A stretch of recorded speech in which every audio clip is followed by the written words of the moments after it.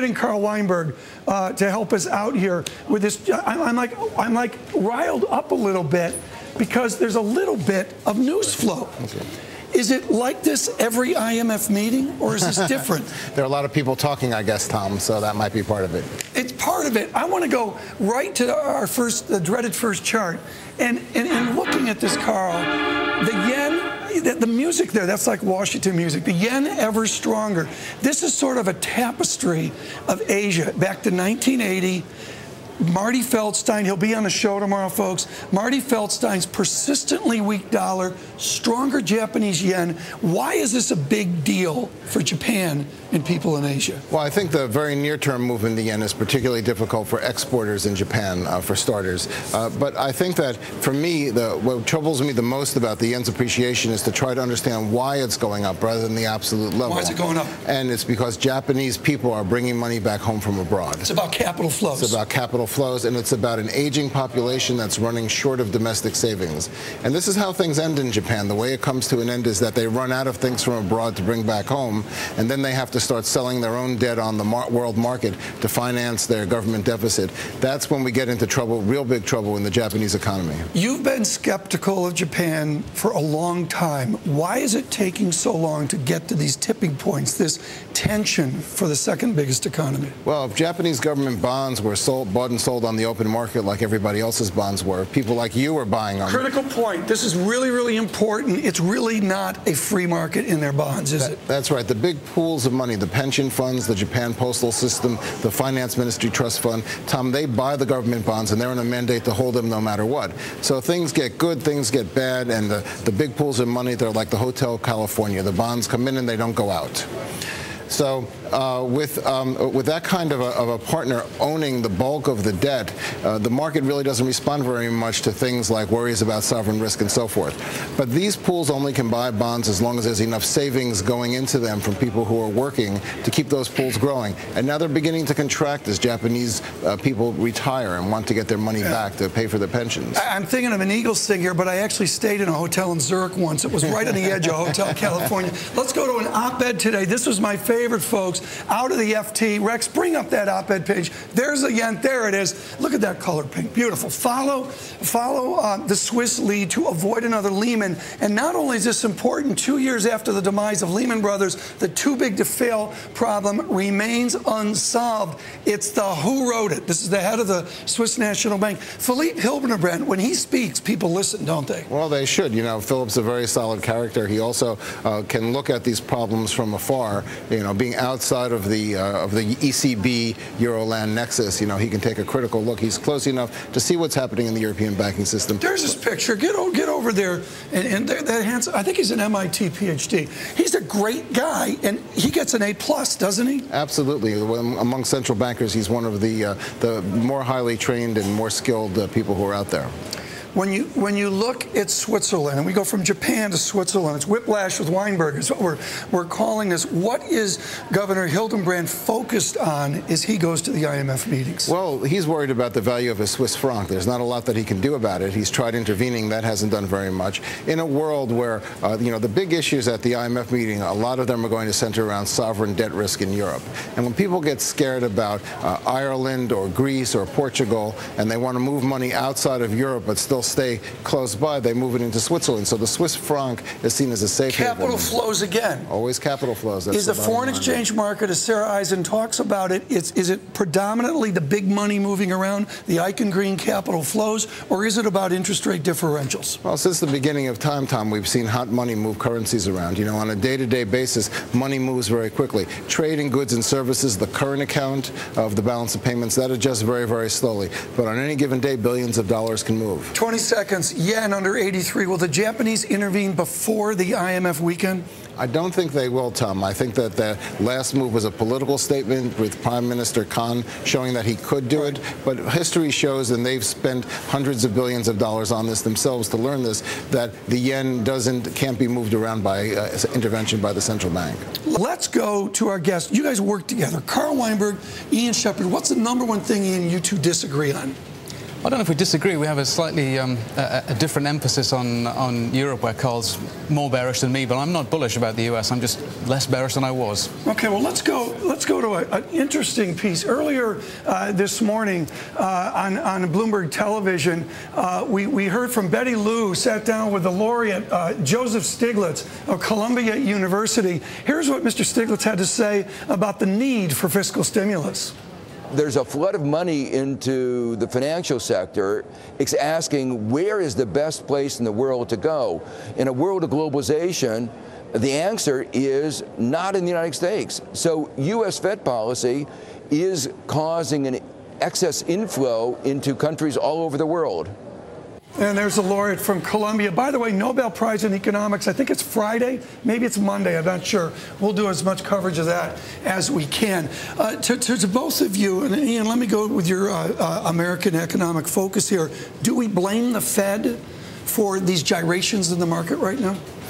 I don't know about blaming the Fed. I mean, the market is certainly expecting the Fed to be more aggressive, looking at another announcement of more QE in November. And I think the numbers today, the relatively weak ADP payroll, has pushed that expectation even further. So it's expectation of what the Fed's going to do rather than anything they've actually done. You know, it's still not certain they'll do the QE, but the market certainly thinks they're going that way.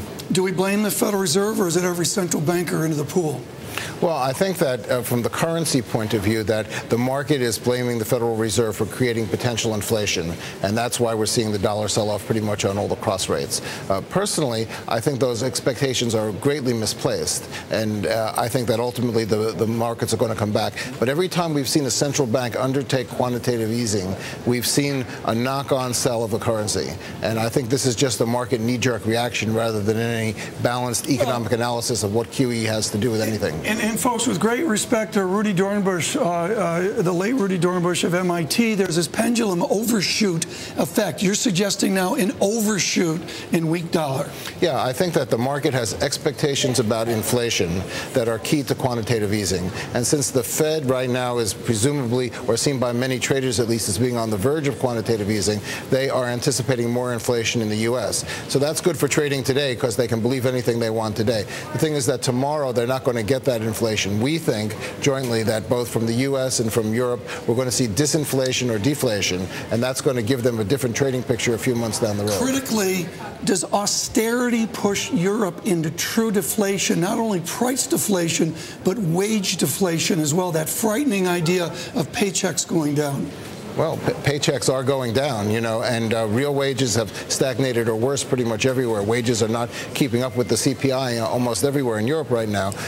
Austerity is a good idea as a medium-term proposition. This is what the IMF said. Sometime between now and a decade from now, we have to get back to a fiscally balanced position.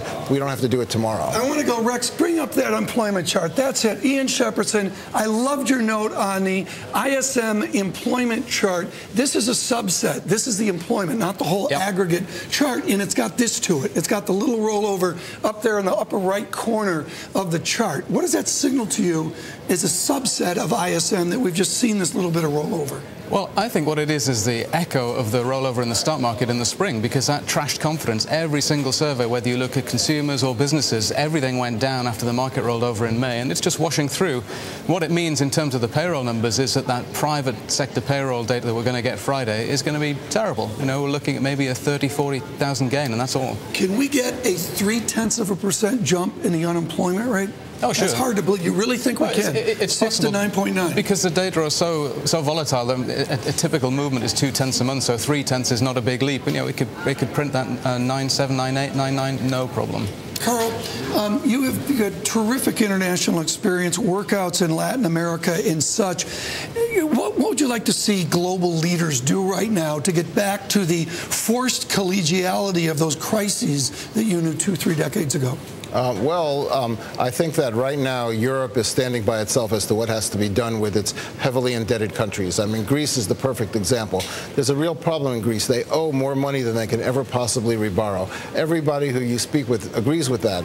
But the solution is not to reduce that debt by restructuring, but rather to give them bridge financing to get through today's crisis of confidence so they can try to come back to the market Here's tomorrow. Where we are. I love the charts our team, Ellie and Friend and our team are putting together some great charts. Here's Greek-German spread. spread.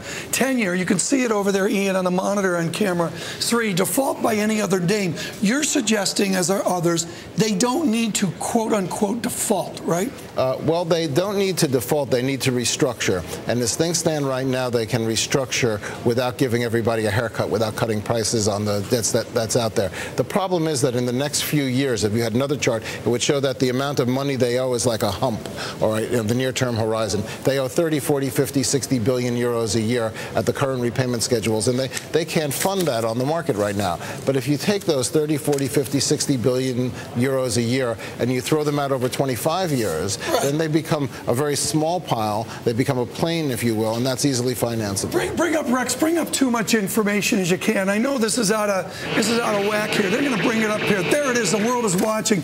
Ian, to the domestic front, as we look at the hump, that's quite a hump there. It looks like an expert slope at Valor or something. That's the budget deficit, 0 up top, and we're still ugly here. Do you see any increase in tax receipts or reduction in spending within our own deficit as Greece has their own challenges? Well, the drop in tax revenues is pretty much over. I mean, it's not getting any worse, and the spending picture isn't getting a lot worse. So we're certainly not going to see any massive further increment in the budget deficit, but it can't come down until we get a cyclical recovery that gets those revenues going up rather than just steady. So it's going to be a while. I mean, 2012, 13, I'd expect to start seeing cyclical downshift, but it's big. Script rip up. Should an American own Liverpool? No. John Henry owns the Boston Red Sox. This is important. He was great with the Red Sox. Should he own the Liverpool Football Club? As not a Liverpool fan. Excuse me. Did you see how Dr. Shepherdson got a little wound up when I brought that up? Help us here. Well, I'd like Liverpool to sink without Trace. I'm the wrong person to ask. But it hasn't gone well with the current owners, and I don't think Liverpool fans want another foreign owner, but they're going to get one. Who's your favorite team? Newcastle. Newcastle. Hanging in there this year. Hanging in there. I have no clue what to say about Newcastle. Where is Simon Kennedy's surveillance football star or John Writing? As we go to break here and we come back with the news, and you guys, there's such a cacophony now. What does it signal to see a sub 0.40 two-year yield? Besides, retirees are getting killed. Well, they are, indeed. It tells you that that the market's expecting the Fed to be back in with more QE, and they're expecting no meaningful recovery anytime soon. Wonderful. You've been dead on about persistent unemployment near 10%. How do you fold this new worker, this temporary worker, into your analysis? Well, there's just not enough of them to make a difference to the unemployment rate. I mean, we've had a big burst of temp hiring over the last year, but, we're still talking of the order of a few 100,000 people relative to the millions of unemployed. So this is not really a big enough story. What I really want to see over the next year, maybe year and a half, is for the small business sector to pick up again, because that's the big problem here now. The big manufacturing, export-driven businesses are doing just fine, but there's not enough of them. We need that critical mass of small businesses, independent entrepreneurs to get hiring again. Carl, you think of Eurosclerosis. Are we seeing America's sclerosis? When we talk about temporary workers and the challenges of small business, these are things that I used to study about Europe, aren't they? Well, Eurosclerosis was a phenomenon of the 1970s, where I think we were in this trap between inflation and policy, didn't know what to do, whether to support growth or to support beating unemployment, and you couldn't create jobs and not boost inflation at the same time. What we're seeing right now is something very different. I've never seen it before in my life. I mean, as I look around all the advanced economies, particularly Europe, Japan, UK, Canada, I see a credit crunch. I see a credit crunch in all the major economies, at least outside of the U.S. At the same time, and I've never seen that before. And to me, that's a new phenomenon. It's much more akin to what happened during the Great Depression. How do we solve this? I mean, you're advising the IMF this weekend. How do you jumpstart a solution to this credit crisis? Well, I don't think you can. I mean, Keynes called the liquidity trap a liquidity trap because we're stuck in it. I mean, one of the characteristics of what we're seeing right now is that even though central banks are printing money, increasing high-powered money or narrow money supply, or the broad money aggregates in credit aren't growing, and that's a problem that I don't know what the solution to it is, except to wait it out, to wait for lenders to regain confidence, to wait for risk takers in the economy to be willing to borrow again. Both sides have to be willing to take on risk, and then we can see ourselves climb out of this. Ian, just very, very quickly here, what's the solution here to jumpstart credit? Time. It just takes time. Quarters or years? Oh, I think maybe just another year or so, and the U.S. has made a lot more progress in other places, and credit to small businesses seems to be stabilizing, having been falling. So. Thrilled to have both of you here. It's great to have one of you here, but to have both of you here together is great, back and forth perspective. Carl Weinberg and Ian Shepherdson with us coming up.